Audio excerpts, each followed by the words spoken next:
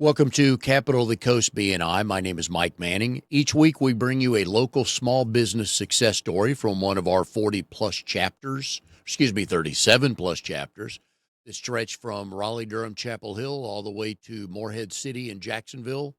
If you're not familiar with BNI, it is Business Networking International, the world's largest networking organization. And our goal each week is to help our fellow members grow their business through BNI's motto of Givers Gain. And each week we bring you a local small business success story, but not this week. It's just me and you. We're going to talk for a little bit, which I enjoy very much. So we talk about a lot of things regarding small business ownership, and we're talking about everything from elevator pitches and ideal clients to hiring and what's your product and everything like that. And for me, I think everything starts with the elevator pitch, and we've talked about this a lot. When I have guests on, I will usually ask them about how they come about their elevator pitch. But it's more that's a part of the bigger picture we're trying to process here. So today's show is going to be about how we explain to people not what we do, but why they should hire us. Because there's a big difference between, oh, I'm in insurance or I'm a photographer versus here's why you need to hire me because here's how I help my clients. So it's called problem, process, and outcome. So, what is their problem? What is your process to solve their problem? And what's the outcome? Because we as consumers, most of the time, we are buying a product or service to solve a problem. I need a new air conditioner because my air conditioner broke. Or sometimes budgets are tight, so I go to Walmart versus Harris Teeter. Or shop stories, situations like that. A lot of our clients are in situations. And so a lot of times, and I want you to look back at what you buy, business and services. What value do you get from them? Because that's kind of why you're buying them. Because we can find everybody's competitors. We can find a painter. We can find an IT person. We can find a digital marketer. We can find people to do a job. But is that who we really want to be in business with or have a relationship with? And what value do you get from them? And when we're looking at shopping values, right? So my oldest son, our oldest son, Travis, way back when, as you can tell by the gray hair, he's getting older too. Uh, he would buy jeans. These jeans, I have no idea what the brand name was, but they were $120, $130. Now, this is when he was out of college, so it was his money, but he liked how they looked, and they would last him for like 4 or 5 years. So that was his value. Our youngest son, Cameron, loves Twitter. Twitter's free. But if Twitter said, hey, Cameron, we're going to charge you $20 a month, he would pay it because he loves being on Twitter and reading what people say and playing devil's advocate sometimes just to stir people up. Don't know if you remember, but I'm a big fan of Bojangles. I'm a sweet tea guy, and their sweet tea is best for my body and my system, and their pricing is good. My wife loves Amazon. The value for her is she can shop prices. She can find something, put it in her shopping cart, not buy it today. And then when she does purchase it, she goes to open the front door and it's there. That's her value. Now, me, I'm a Walmart guy. I think I've told everybody this. I'm one of the few people that will admit it. I go for the prices, but I stay for the scenery. I love watching people. So Walmart and airports are the best places for me. I'd be happy going to one of those places each week. But you get my point here. So what problem do you solve for your clients? Because that's why they're generally hiring you. And then what's the value? Some service-based businesses will give, like a business coach like myself, a digital marketer, an insurance person, a financial advisor. They'll give you a free half-hour consultation. Now, there are some service people that if they got to come out to your house, they charge you just to come to your house to look at what you're having a problem with. Again, everybody's got their business model. You do your own. But what's the value that you're willing to pay for over and over again? So think of the products, think of the services that you purchase and what they mean to you. Amnon, give me a good product or service you have bought for years and why. Um, I like to shop for for price Yeah, price on matters. Yeah. on name brands. So I will go and check, let's say, motor oil, Yep. which it's just like a McDonald's. Mhm. You go to one, it's the same as the other one, Yep. right? Yep. If another one sells for cheaper, I'll go there. Mhm. So I buy from Walmart, um, like I said, motor oil, car products, Yes. everything that I need for any of the cars. All right. I go to BJ's and I buy there. uh, 18, an 18 pack of something, right? no, no, I mean a 2 pack or a 3 pack. And after I check to see, and sometimes Walmart actually sells it cheaper Yeah. than BJ's or Amazon. I buy from Amazon. Yep. So I I go for the price on the name brand. Yes. If it's not a name brand, then you need to look and see, okay, who's got a better thing. And for instance, I needed a gas tank for my military Jeep. Yep. They go anywhere from 400 Oh, to 1100. oh. Well, why? The 400 is cheaply made, doesn't always fit Mhm. right. You have Yep. to make some modifications, stuff. The more expensive is perfect. It Mhm. is primed the right way and everything. But I go for the middle Okay. Yep. and look at the reviews. So Mm. that's the way that I.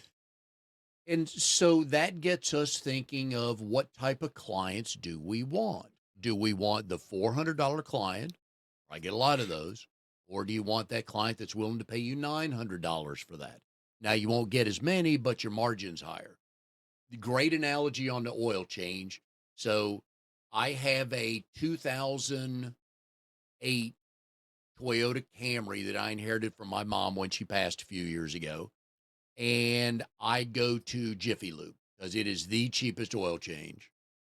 It's a 2008, folks. It only has, it barely went over 200,000 miles last year. That's how little my mom drove it. Okay. But it's a 2008. My wife's got a, uh, 20, what do we buy? 2022 SUV. I don't take that to Jiffy Lube. We go back to the dealer for that because we need a long life on that. We want it to run right. There's a lot of computer in cars these days, and you need all of that to run because, for example, did you know in a newer model, if they replace your windshield, a lot of times they have to reprogram things in the car because there's so much of that electronics on the windshield, things like that. So there are every person, every consumer has things they're willing to pay for. There's some people that only eat at certain restaurants. There's some people that only drive a certain type of car. Great. Okay. But you got to understand that if you are a small business owner. So the clear expectations of what we do will mess people up on how to refer us the minute we say anybody or anyone. If Amnon says, "Hey, I want to be an internet service provider for any business," is he Mm, going to get a call? Is he going to get the right calls? Probably not. He'll get a couple of the right calls, but in general, no. So that's why we always need to be aware of saying, oh, I love working with any small business owner, or I love working with realtors. Okay. So the problem your current and future clients hire you for is what? Now, you can play along at home with us today and write stuff down, right? So would love for you to jot down the last three clients you onboarded. Why did they call you? What was their problem? They needed help with something. What was it? And what was the problem? And why did they call you? Were they referred to you? Did you have something on your website where a lot of people go to websites. And do you have something on your website that specifically explained or described the problem they had? And you said, we handle this problem. They're like, oh, great. I've not been able to find anybody that does that. Right. So the first thing is you want clients that have these type of problems, not just any client. Okay. So any client with a car, you want to work on my 2005 or you want to work on my wife's 2022? You pick, right? So that's the first thing. That's the problem part of it. And then the process, I think people underestimate because the process involves relationships. And think about the people, if your insurance person, your financial advisor, your whoever, how long you been with them? Landscaper, residential cleaner, CPA, doesn't matter. How long you been with them and why? Well, A, you value what they do and you probably have a relationship with them. And so looking at some of the different businesses in BNI that we talk about, um, the process matters because you need to build relationships. There's some people that are transactional. If I own a Jiffy Lube franchise and I'm in BNI, I'm probably going to be transactional because I can take a lot of people. So like, hey, I'm 2 miles down the road from where we meet. You should get an oil change at least every 6 months, a yes, year. 6 months. Yep. Right. So I'm down there. But now if you're somebody, a financial advisor, you might need to build a relationship. Before I give you my money, I need to know a little bit more about you. And then the last part of this is what's their outcome. So that will help determine if they rehire you or if they even call you back again or if they refer you to someone else. So those are things we're going to talk about today: the problem, the process, and the outcome. There's one more thing that Yes. we don't think about a lot. If you are in a business that has a lot of competition, Okay. you have to be really creative Hmm? to get somebody to call you Yep. because there's so much out there and they're good. If you are one of three in your city that provide something, you can say, I want anybody that needs this, because the people that needs this can't find that Yeah. person. So if you went today and you said, I want an AI consultant, Oh, say, yeah. where do you go? I have no idea where to find See, one. so Yes. if Yep. you're in BNI Yep. and you are really an Yeah. AI consultant, and in my years, I've seen that people were in BNI and they said, I am a such and such, and then Yeah. we don't accept them because say, look, you don't even have the website. It's Yeah. they come in. Yep. So I would say I'm an AI consultant, and you can come and we can talk about it, Yeah. and I can help you, and I will take anybody that needs AI services that involves Mm. AI. In that case, it's okay to say, I think, anybody, because it's not anybody Is going to use that that. is going Yeah. to use that. Yeah. Only the people that really understand it will use it, and these Okay. are the people that are willing to pay. I got you. Yep. Yeah. Because So, the example I use on that, on the other side of that is, uh, if you write home and property, home and auto insurance, and do you want anybody as a client? You don't, no. because I've got a 2005 and I shop around for the right insurance. Found my agent. I'm good with her for a long time, but I shopped around because I don't need $6,000 a year. Right. Okay. So if you're a home and auto, you want people with toys, jet skis, boats, motorhomes, because they paid dearly, not dearly for that, but they spent some money for it. So they want it entirely replaced when something happens to it. Right. And one of the great lines we use from the insurance people that are on the show, most everybody has a policy, but not everybody has coverage. So things like that. Right. So in BNI, we've got power teams. So there's four of them, all the people that work with anything that has to do with a house, buying, selling, renting, fixing it. Second power team is B2B, business to business. So you go call on businesses, you sell copiers, you sell whatever. Then there's financial services, which is all the CPAs and all the life insurance people and the financial advisors. And then the fourth one is personal services, photographers, chiropractors, things like that. So, looking at the real estate power team, I'm going to give you a real good example of the problem, process, and outcome for a mortgage lender. Now, we can Google, I want to buy a house, but I need the cheapest rate. You can go online and you are going to get some answers. You have no idea if they're any good. You have no idea what they'll cover, but they're 5.75 looks better than the 6.12 that's in the market. I think 6.12 is a little high, but if they're a quarter of a basis point or half a basis point lower than that, it's like, all right, what am I going to get? So if I'm trying to buy a house and I'm first time home buyer or I'm limited on how much I can, you know, I have credit issues, whatever it is. So a lot of people struggle to buy houses because they don't understand the process.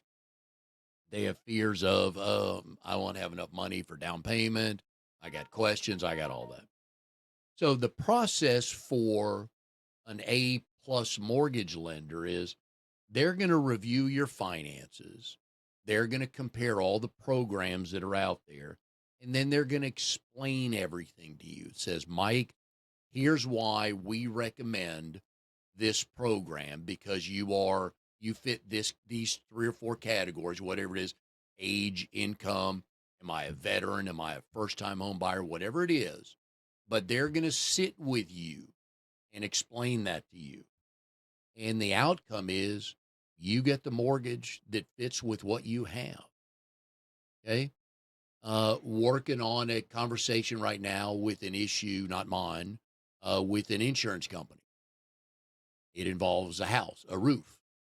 And when there's a problem and you're the homeowner and you need to file a claim, first of all, you need to talk with your insurance person and your roofer to figure out, should I file a claim? Now, some of these hurricane chasers, they'll pull up to your house. Oh, Mr. Manning, wow, I can see a lot of damage. Mhm. You need a whole new roof. File a claim with your insurance company. Now, I know that they never got up on my roof to really look at it. They just know, oh, if we tell 10 homeowners, go ahead and file a claim and we'll fix your roof for you, probably three of them are going to do it. Yeah. Okay. And that's how they make their money. Okay? Again, not my business model, but some people do it that way. Okay. But if you have a roofer that goes up on your roof and finds the issues that need to be taken care of, and you need, let's just go with the whole roof replacement.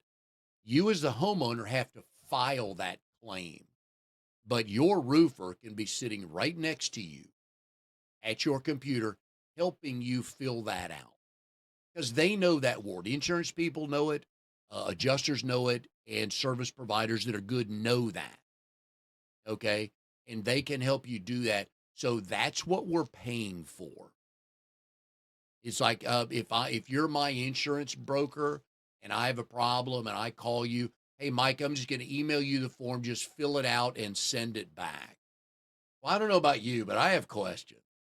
I don't do well with Zoom. I would not have survived college during COVID because I got to sit near the front. I got to ask questions. I just have So that's the value is I'm going to sit next to you and explain all of this to you so it's done correctly. That's what people uh that's what people are paying for. So a home inspector. So you're looking to buy a house and I'm a home inspector and you hire me before you put your money down for me to go inspect the house. And I can get into most places. There's some language in there that some places in a house the home inspector can't get until you put down, I think, your earnest money. But anyways, I can go into most places around the house.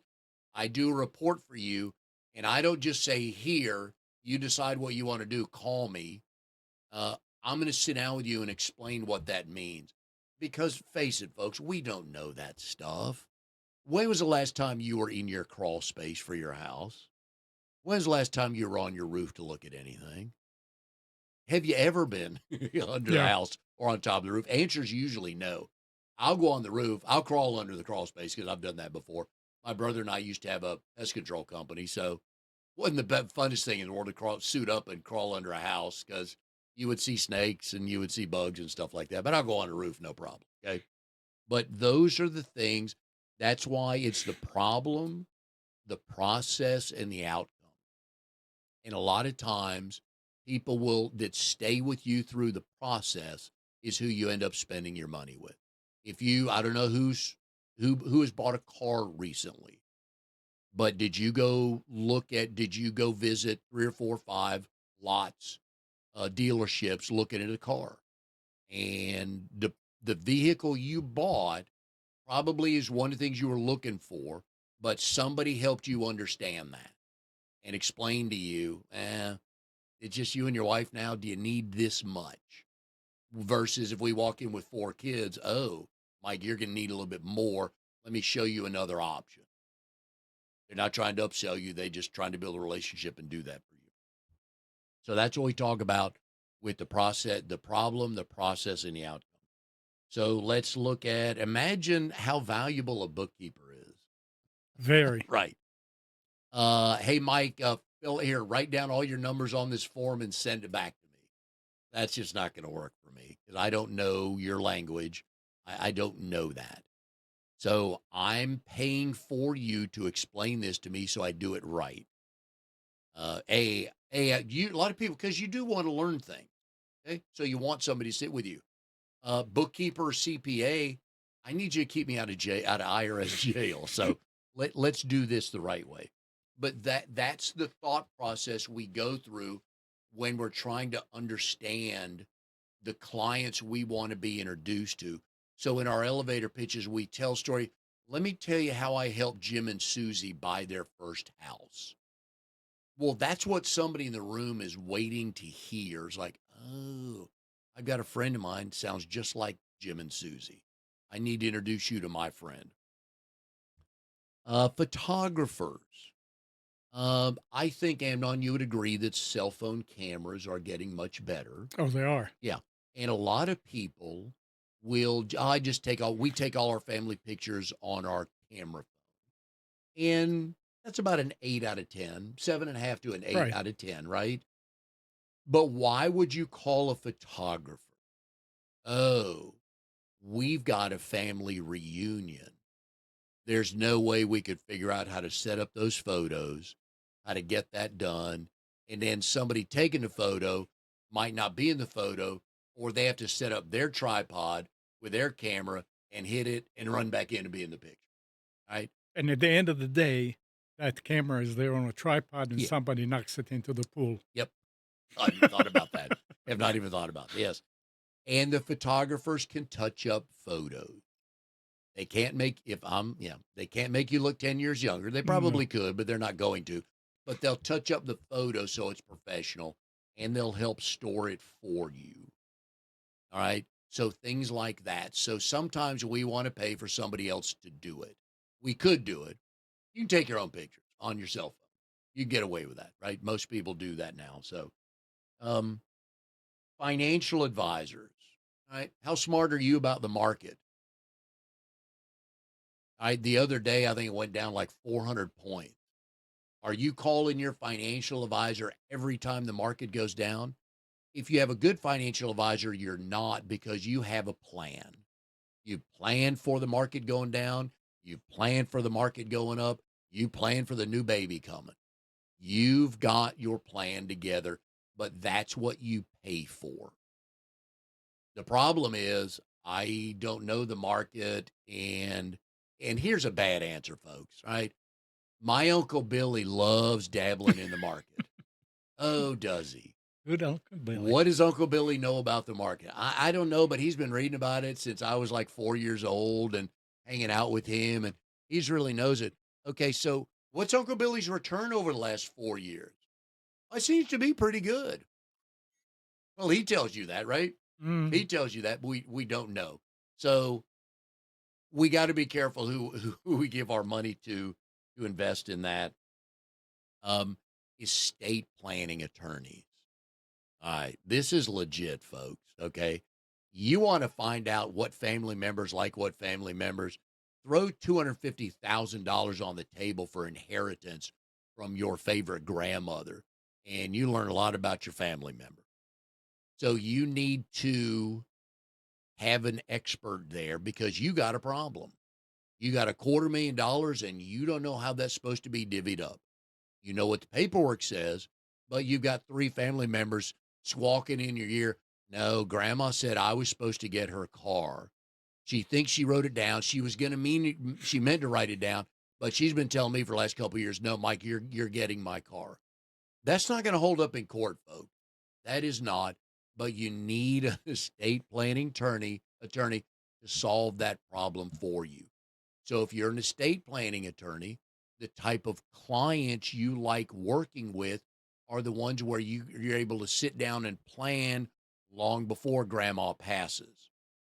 You want to sit down 10 years ago and get everything in order. Is your stuff in order? Do your parents have their stuff in order? Those are the problems people have because, oh, life insurance. Yeah, I don't really want to talk about that right now. I'll get to that. Well, we know what happens. Most people don't get to it in time. I have a pacemaker. It is I think it's 8 years and a month now. I think so, yeah. Uh Try getting life insurance with a pacemaker, folks. Mm. Not happening. Not happening. Okay. Because they don't insure, they say, well, we don't insure the pacemaker. Like, but it's keeping me alive. So why don't you insure that? Because I'm not wrecking on the road, right, while I'm driving. So, but it's things like that that's value. We want to pay to know that. So let's sit down with this estate planning attorney versus another estate planning attorney. Clients you get, we don't know technology. We don't know backing up. Oh, here's my other favorite Uncle Billy story. Oh, yeah, Uncle Billy handles my IT stuff. Oh, does Uncle Billy have your system backed up and protected? Oh, yeah, yeah. He put some stuff on the computer. So at 2 in the morning, does he get an announcement that somebody's trying to hack your business? I don't think so. Would you probably run across a couple of those, right? You always do. And really, I mean, a backup, if it's done right, you can do your own. Backup, It's not rocket yes. science. Yes. These days, it's very easy to back up your computer. That's fine. But let's talk protection. Protection, well, that's you have to have common sense. Ooh, Nobody can protect your system to the point of nothing happened right. if you are careless. Yes. I Yes. mean, yeah, you can have virus scanner. It You can have anti-malware and a firewall and all that. But if you get an innocent email that Yes. looks, oh, let me see what they mean by click on this attachment. You do that, Yep. and there is nothing Yep. because you gave the computer permission Yeah. to erase itself. And go get your money. Yep. So, you have to have, you need education. That's Yep. what we do on the show on Sunday. Yeah. It's education. Tell People need to understand you don't just open something from anybody. Yeah. Don't do that, folks. Don't. If you get a text, hey, tell me if you've gotten this. Hey, been meaning to catch up with you. How are things going? The minute you read by just block that. There's a block button that shows up at the top of that. Just hit block, okay? Because the second you respond back, now they're in your phone. And think about, folks, do you do your banking through your phone? A, that's a problem. Mhm. B, do you sit at Panera's and Starbucks and pay your bills on a public Wi-Fi? That's a problem. So Absolutely. you need experts like Amnon. Yes, we can try not to be stupid, but if it goes further than that, we need help. You do need help. Yes. But again, only thing Amnon can do is educate you, Yes. because once they got the information, I cannot go there and take it back. Yes. But you can tell me if somebody's trying to get into my system, Absolutely. right? Yeah. Whereas I call Uncle Billy. Uncle Billy, my phone's ringing off the or my I'm getting all these emails. Somebody's trying to hack into my system. I have no idea if that's right. Right. That could be a hacker trying to tell me I'm being hacked so he can hack me when I click, please help. Yeah. So, but again, it's the value that most consumers are willing to pay for certain things. If you live in a very nice neighborhood, chances are you want one of the best yards just so you can tell your buddies, hey, who's got the best looking yard, right? That's the value some people pay. Others cut their own grass. And if it's a 6.5 out of 10 and it's not too brown, I'm good. I don't care, right? Type of car you drive, type of clothes you wear, stuff like that. So when you're looking at the clients you truly want to have, what do they all have in common? Do they have any car or do they have a foreign model? I think we can still say foreign for cars, right? Mhm. An international model, right? Do you want me and my Toyota Camry or do you want an Audi and a Porsche and those cars, those owners? But you got to know that. You got to know that. So those are the things that we don't stop to realize what problems we solve for our clients because especially service-based businesses, we are so busy out in the field solving a problem. I don't have time to sit down and figure out what that was. I'll do that when I get home. And today's February 8th, February 9th. And so before you know it, it's the end of February. Like, oh man, I meant to write down stuff. But we'll pay for stuff. But you want those people. There's enough of them there, folks, because the ones who just need something, they'll find you. But that's not who you ask for. In networking situations, whether it's BNI or some chamber, a leads group, whatever, when there's other professionals there, don't ask for anybody with a car. Ask for, hey, I want to be introduced to your friends or clients that drive a foreign made car, even if it was built in the US, still says Porsche or Audi. What's down South Carolina? Oh, BMW, right? There's a So bunch. because we specialize in those cars, we know that those people are probably going to pay for you to fix their or service their car. And that's who you want because guess who they know? They probably hang out with other people that have That foreign have made cars. mhm. So it's that mentality. We want to start connecting the dots out to who do I really want as my client? And so our problem, process, and outcome is we need to do that with our business. Funny you should say that, what kind of customer, and it just popped in my head. Back in the late 70s, we were sitting, my friend Waleed had hectares in Crabtree. Okay. And we used to sit there, and during lunch, most of the small business owners would come there, and we became kind of like a Yeah. group. Yep. And I remember one of the guys, I can't remember his name, but he had a clothing store. And people got, this is fast food. Okay. And every now and then you see him looking at somebody and said, "That's the kind of customer I need." I Yep. said, "Why?" He said, "Look at the clothes he's wearing." Mhm. Yep. Oh, yeah. You know, Yeah. Yeah. that's without BNI and without it, this is it. Yep. Hey, he's wearing really nice clothes. He's very proper and all that. Mhm. He will make good customer from me. Yeah. And many times he would get up and talk to the person. Good. Just go say hi. Yeah, Nothing wrong with that. Yeah. yeah. But think about what you'll pay extra money for. No matter what it is, it doesn't matter.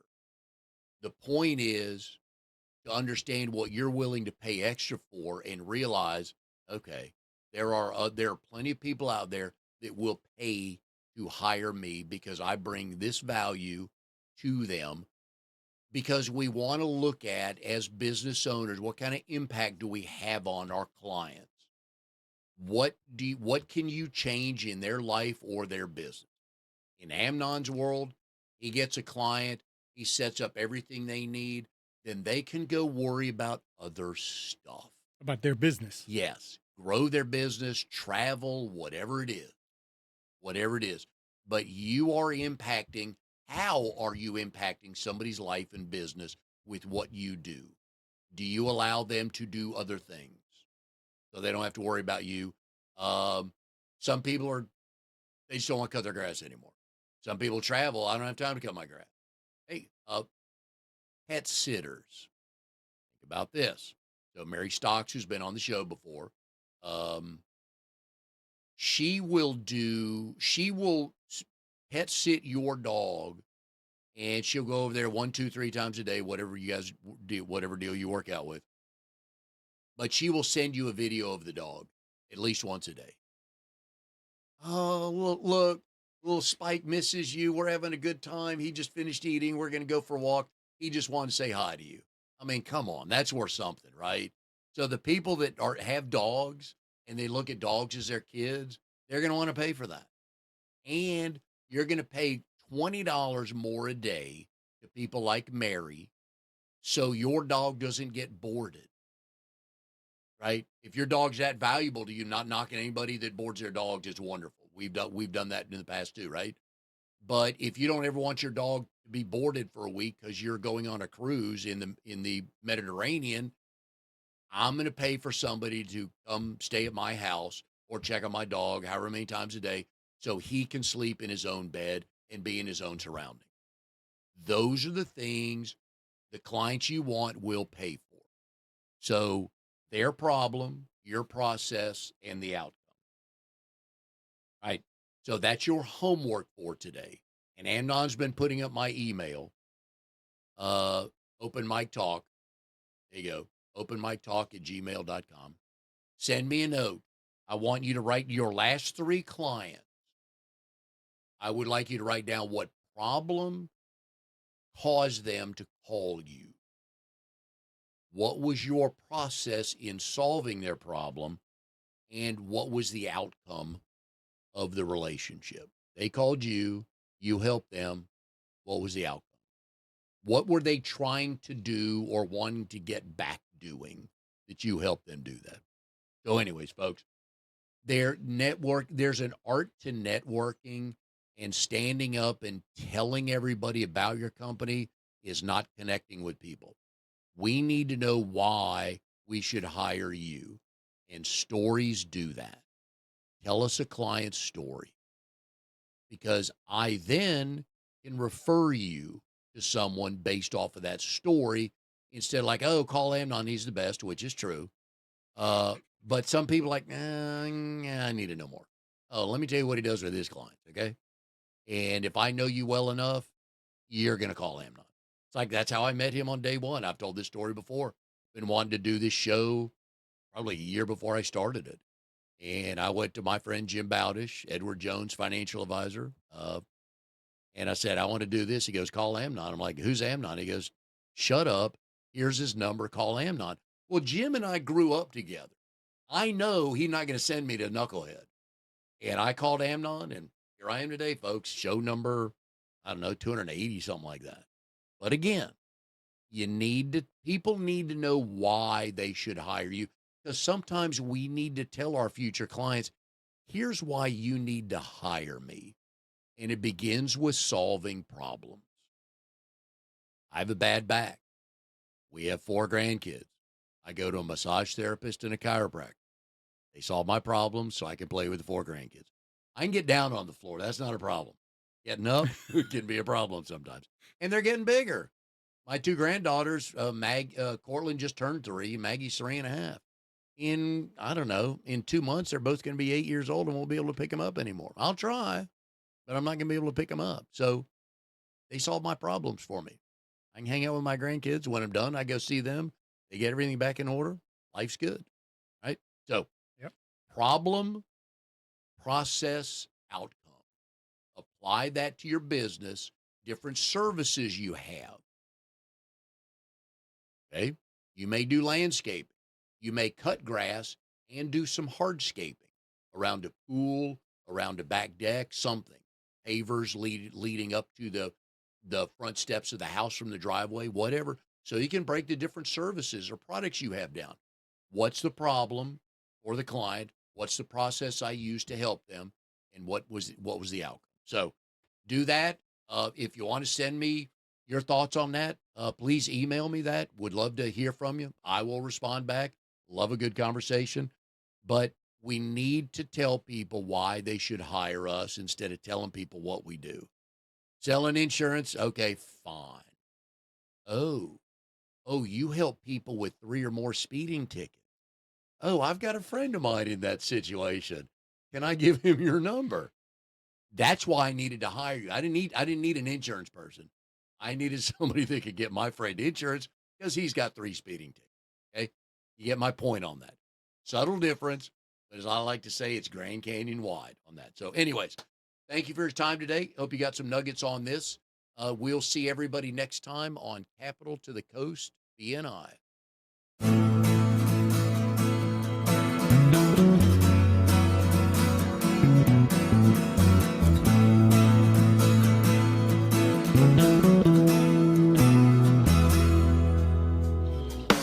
You are tuned to the Nissan Communications Network.